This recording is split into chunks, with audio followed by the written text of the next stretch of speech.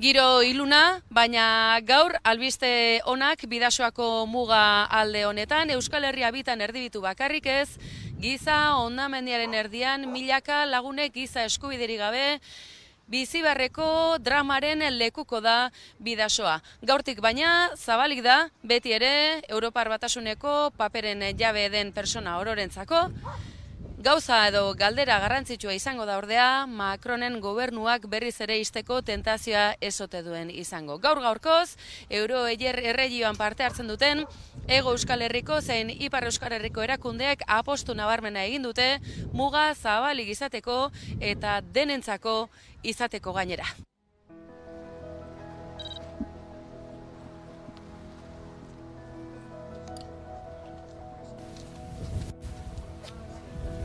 Zubia irekia dago, jendea paseatzeko eta bizikleta ibiltzeko, eta hau da zubiaren erabilera, bai. Pentsatzen dut erabaki hori behin betiko izango dela.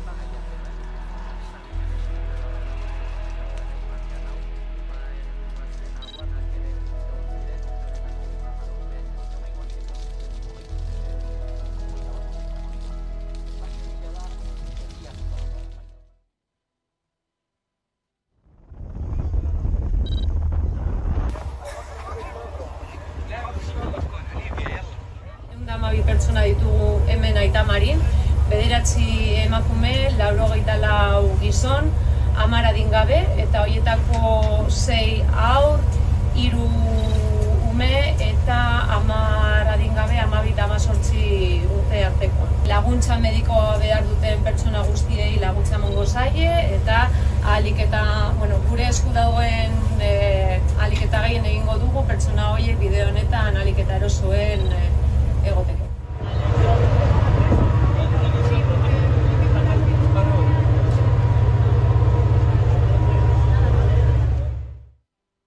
Gure sektorea estrategikoa dela, ezagutzaren unibertsalizazioa erdiesteko eta euskara eroso erabiltzeko espazioa sortzeko, eta asko uste izan dutela hezkuntzak euskaldungo zituela belaunaldi berriak, baina zoritxarrez hori ez dela horrela izan. Eta nabarmendu nahi izan dugu euskararen ezagutzaren unibertsalizazioak 3 hanka dituela, hezkuntza, transmisioa eta helduen euskalduntze eta alfabetatzea, eta 3etako batek kale egiten badu, nekez lortuko degula helburu horri. Horregatik, garrantzitsua iruditzen zaigu hezkuntza legeak euskararen ezagutza egokia bermatzeko euskarazko ikaseredu orokortua abian jartzea, eta aldi berean zehaztu behar du zein hizkuntza ereduri jarraituko dion. Hizkuntza proiektuen tipologia bat definitzea, zeinak A, B eta D ereduak, hizkuntza ereduak, ordezkatuko lituzken. Eta hau egiten da, 3 zuzenketa erdibidetuz. PSE eta EAJ eta PSEren 2 zuzenketa erdibidetuz, hain justu 3. zuzenketa eta 26. zuzenketa, eta gure zuzenketa bat erdibidetuz. Uste dugu gaur publiko egin dugun proposamen hontan 3 zuzenketa hauek erdibidetuz, argituko genukela nola ulertzen dugun lege honen 2. tituloa, eta beraz hizkuntzen irakaskuntza, eta zein garapen egin nahi dugun datozen urteetan lege honena. Esan bezala proposamen hau eman diegu eskura gaur alderdiei ponentzian bertan, eta bilera bana eskatu bakoitza.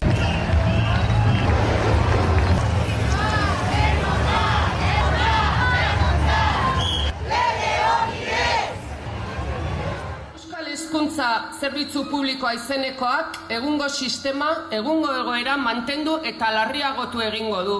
Behin betiko berenkatuko duelako ikastetxe publiko eta pribatuak batera egoera zerbitzu publiko horren barruan. Segregazioa betikotzen da, esaten dena esaten dela ere. eskola publikoa indartzeko beharra oztopatzen da eta pertsona libre eta berdinez osatutako gizartearentzat benetan integratzailea izango den hezkuntza sistema eraikitzea eragozten da. Horregatik diogu ez lege proiektu honi. Horregatik beharrezkoa da negoziazio sozial eta politiko berri bat hastea. Guztiona delako, guztiontzat delako, gurea delako, gu Euskal Eskola Publikoaren alde.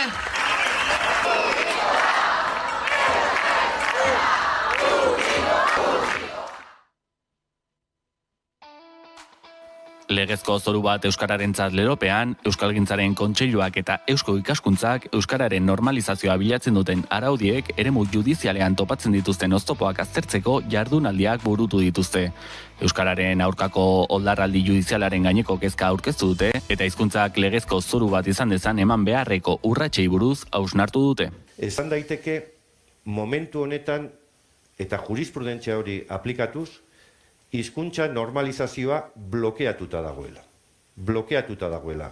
Zergatik, euskararen aldeko neurri positiboak ez direlako epaile hauen arabera ez direlako zilegi. Euskalgintzaren Kontseiluak oldarraldi judizialaren aurrean euskara defendatzeko manifestazioa deitu du azaroaren 4an. Sortuk mobilizazioetan parte hartzeko deia zabaldu du oldarraldia judiziala ez ezik, politikoa eta ideologikoa dela baieztatuz.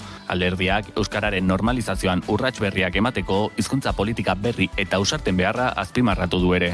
Zentzu berean, Euskal Herria Bilduk ere bat egin du manifestazioarekin. Oldarraldia, Europa eta Espainiako estatuan euskara eta gaztelania ez diren beste hizkuntzak aintzat hartzeko saiakera egiten ari denean ailegatu dela salatuz. Hauekin batera, Eusko Gaztediegi mugimenduak ere manifestazioan parte hartzeko deia zabaldu du.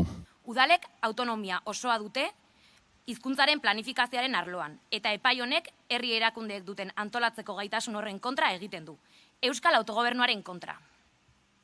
Eusko Gaztediegik euskal gizarteak euskararen normalizazio prozesuarekin aurrera egiteko nahiarekin bat egiten du. Eta adostasun zabalarekin onartutako legeria babestu eta aldarrikatzen jarraituko du. Legeria horren kontra egitea politikaren judizializazio hutsa delako. Hauek guztiek azaroaren 4an oldarraldi judizialaren aurka Bilboko kaleetatik barrena igaroko den manifestazioan parte hartuko dute, beste hainbat eragileekin batera.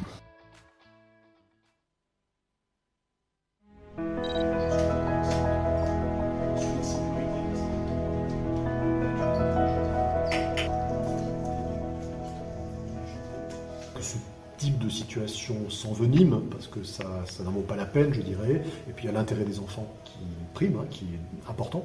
Donc voilà, moi je souhaite, et je vais demander aux uns et aux autres, que l'on retrouve les voies du dialogue pour arriver à résoudre cette situation. Deitu dugu manifestaziorat, beraz azaroaren 18an, Besko izen bertan, goizeko 11etan, eta hor agian izanen dira ikastolaren defentsalari guziak, ikastolak berbaititugu arazoak konpondu eta behar dugu irtenbide bat ikastola honentzat, baina ikastola horren gibelea, bada Euskararen gero osoa. Ipar Euskal Herrian ematen den hizkuntza politika, hor bertan jokatuko da egun hortan, herriko etxe bati, onartzen badiogu finkaditzan, balintzak, finkaditzan mugak Euskararen garapenan, gure hizkuntzak amor emanen du. Txakatzean eskatzen diegu. Bortizkeria horren biktima izan ginen gati. Egia, aitortza, erreparazioa eta ez errepikatzeko bermeak.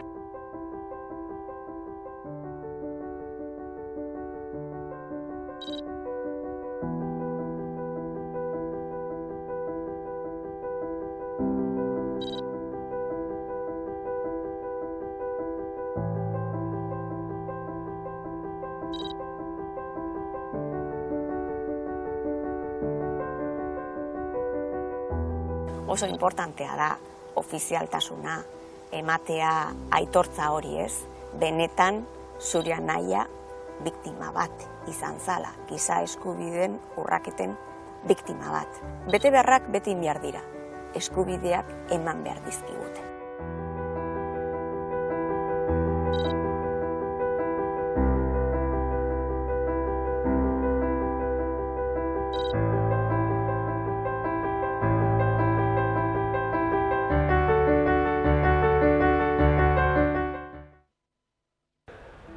Euskal Herri bat izango bada, burujabetza handiagoarekin izango dela. Gure eskuren ustez zabagadune politiko interesgarria bizi dugu, subiranotasunaren auziari konponbideak bilatzeko. Gaia agenda politikoan dago, lurralde eremu desberdinetan eta duen garrantzia eman behar diogu. Espainiako gobernua osatzeko prozesuan presente dago gaia. Nafarroako foru hobekuntza berritzeko prozesuan ere. Eta baita Euskal Elkargoaren etorkizuna definitzeko prozesuan ere. Gainera batean eta bestean entzuten ari gara lurraldetasunak garrantzia izango duela datozen hilabeteetan. Euskal Herria nazioa dela. Nazio gisa bere garapena izateko eskubidea duela. Beraz, gaia, mahai gainean dagoen honetan, eragiteko garaia egokia dela uste dugu. Lehenengo momentutik izan ginen bezala baikorrak garela, eta uste dugula investidura egongo dela, baina hau ez dago bakarrik gure esku, eta zentzu horretan esan dezakeguna da, hori dela gure desioa eta gure esperantza. Eta zentzu horretan lanean jarraitzu egiten dugu. Jendeak argi eta garbi esantzuna izan duzen, berriro diot, berdin PSE bozkatu, berdin PSN bozkatu, berdin PNV, geroa bai, Euskal Herria Bildu, Podemos, Sumar, gauza bat, eta mandatu bat eman zigun. Eta mandatua zen, eskuin muturra ezin daiteke egon, estaduko gobernuan, edo estatala den gobernu horretan. Eta zentzu horretan gu mandato demokratiko hori logikoki kumplituko dugu.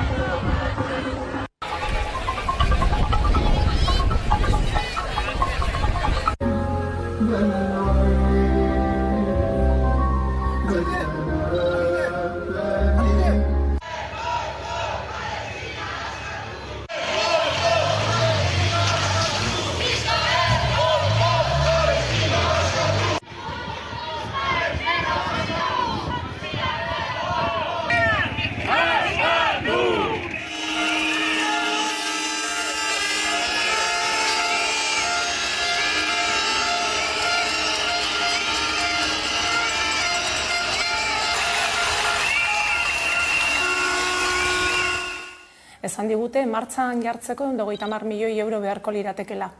Eta horietatik, momentuz, Bizkaiko Foru Aldundiak 40 milioi gorde zituen, 2022ko aurrekontuetatik, eta uztailaren 4an, Espainiako Gobernuak, Ministerio de Transición Ekologika Departamentutik, ministeritzatik, Teresa Riberaren onezpenarekin 40 milioi euro eman zituen. Beraz, momentuz, dakigunaren arabera, 80 milioi euro diru publikotik eskuratuta egongo lirateke.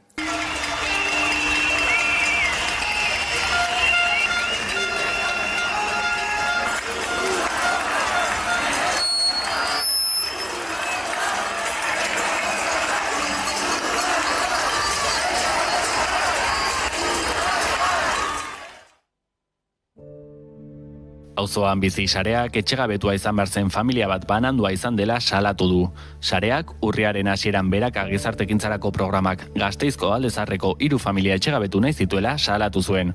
Horietako bat urriaren 30etik aurrera edozein momentutan kaleratua izateko arriskuan zegoela adieraziz. Udalaren gizarte zerbitzuek hiriaren kanpoaldean dauden 2 etxebizitzetan aldi baterako ostatua eskaini diote orain familia honi. Auzoan bizi saretik salatu dutenez, 6 kide dituen familiak banatu eta 2 leku ezberdinetan bizitzeko erabakia hartzera behartuta ikusi du bere burua, beste aukerarik ez baitzuen. Sareak erakundeek familiak bere babesgunea den komunitatetik urruntzera behartu dutela adierazi du ere, eta benetako irtenbide bat aurkitu arte mobilizatzen jarraituko dela iragarri du. Udaletxeak bere aldetik 2 etxebizitzak auzo berean daudela azaldu du, elkarrengandik oso gertu.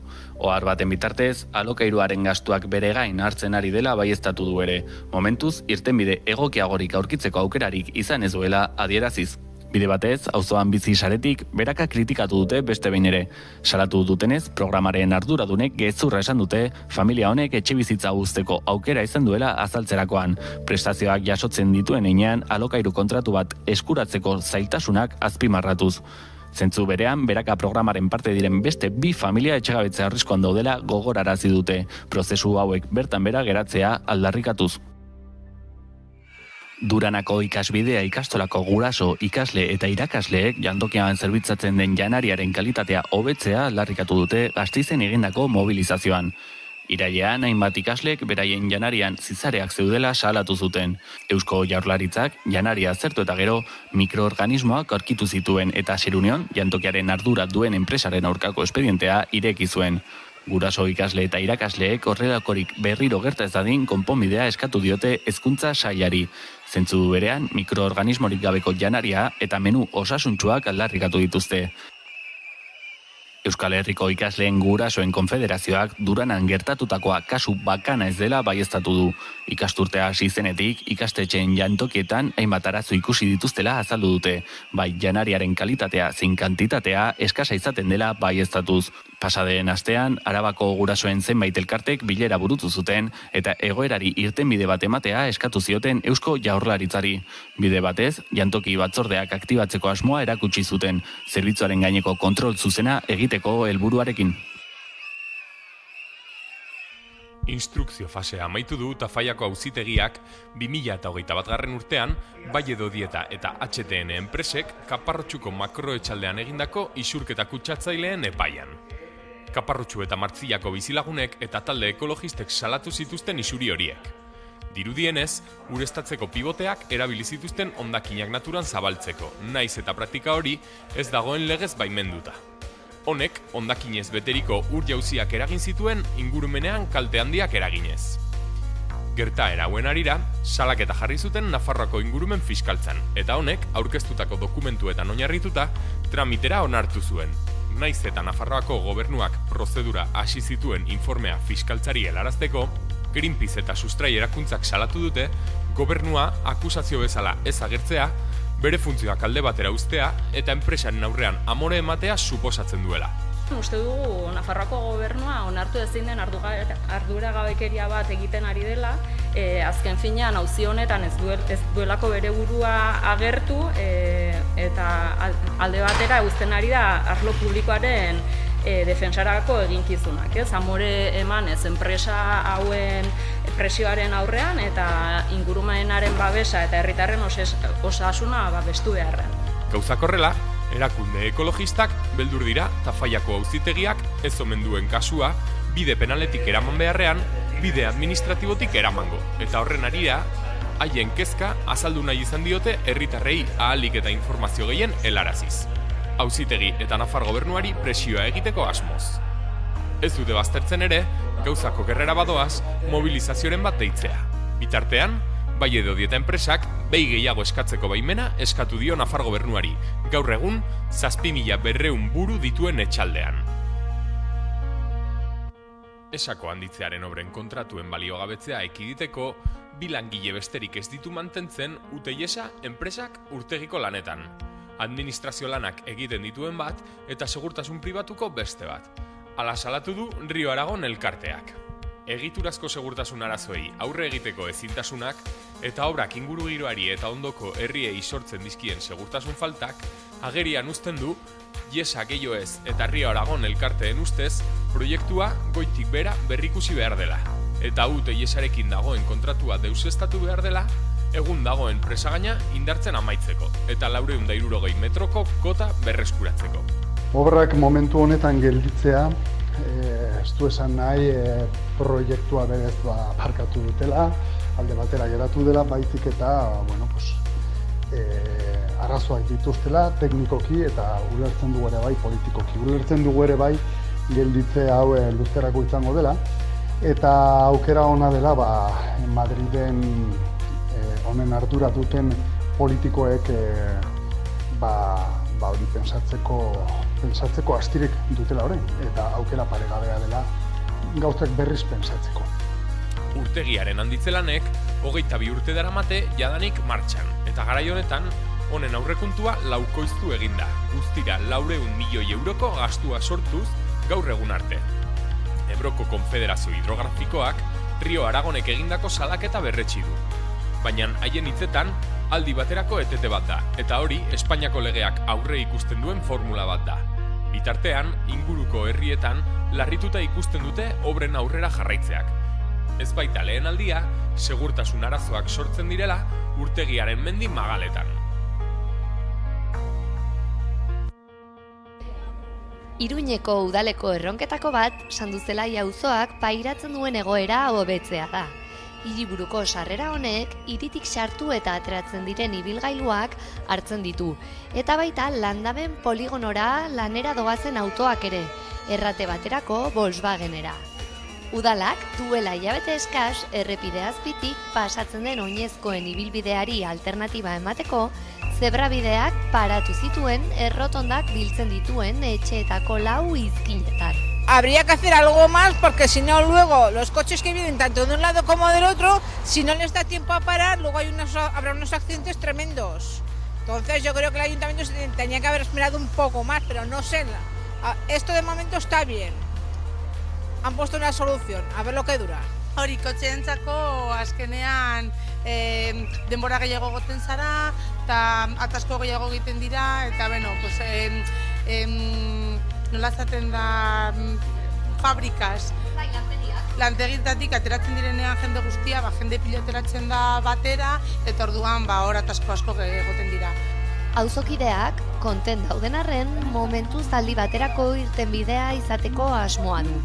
Bitartean, gaur hasi da auzokideen proposamena jasotzeko eguna.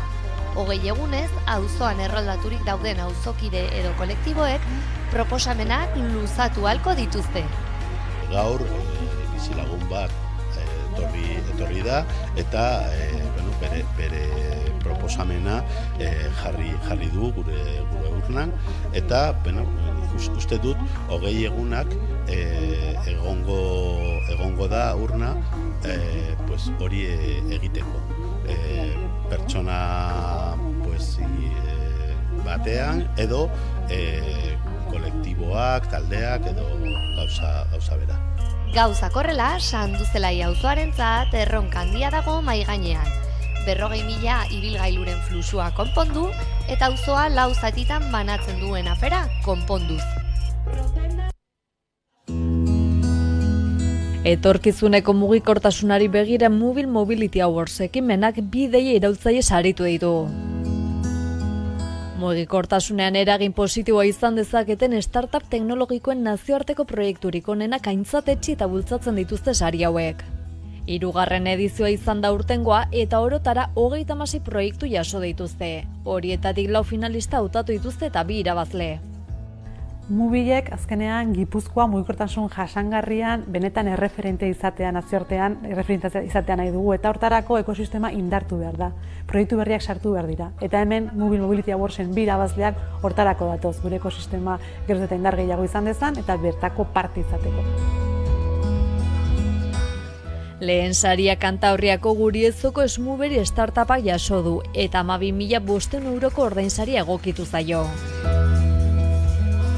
2. postua aldiz Hub Carpool Madrildarrarentzat izan da, zeinak 4.000 euro eskuratu dituen. Smuberik estazio adimendunak eta mugikortasun arinerako bateria kargatu eta trukatzeko soluzio global bat proposatu du. Eta Hub Carpoolek aldiz inguruan bizi eta lan egin edo ikasten duten pertsonekin autoa partekatzeko plataforma bat.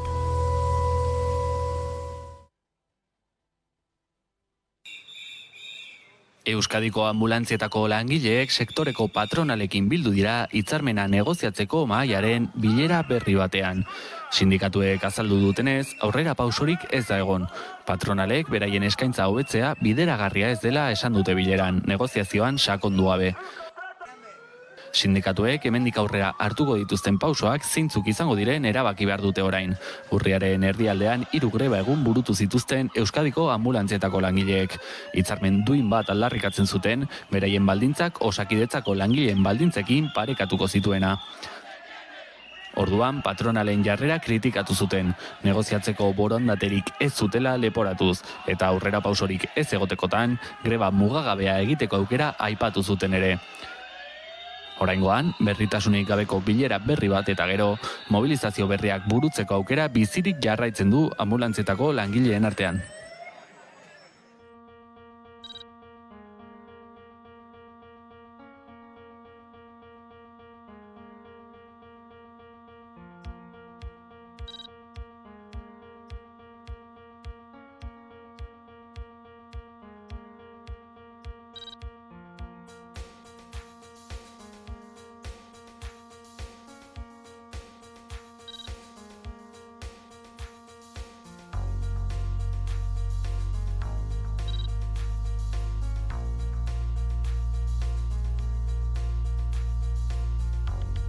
Hombre, 4.500 millones de euros de agujero económico en la empresa, pues efectivamente no pintan bien. Pero como digo, absoluta cerrazón y oscurantismo por parte de Siemens Gamesa, donde no está trasladando absolutamente nada y donde se nos emplaza al 24 de noviembre.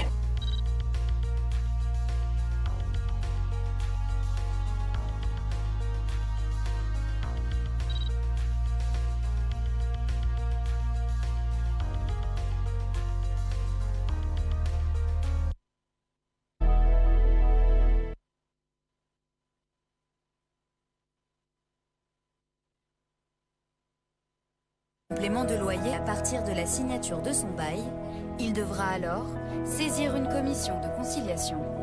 Basque, les volets fermés une bonne partie de l'année côtoient ce type de banderole dénonçant la difficulté de se loger. Dans le viseur de nombreux locaux croisés... Alors sur l'encadrement des loyers, en fait, la loi nous demande de partir de l'observation qui a été faite par l'Observatoire des loyers, donc il en existe un dans le Pays Basque depuis la fin 2022. Donc on va prendre une période de référence sur 2 ans et en fonction de ce qui aura été observé, commune par commune, en lien avec les élus, en lien avec l'agglomération, on va fixer des niveaux de référence tout simplement, donc qui permettront de bénéficier pleinement de ce régime et d'éviter des choses excessives telles qu'on a pu les constater dans certaines portions du territoire.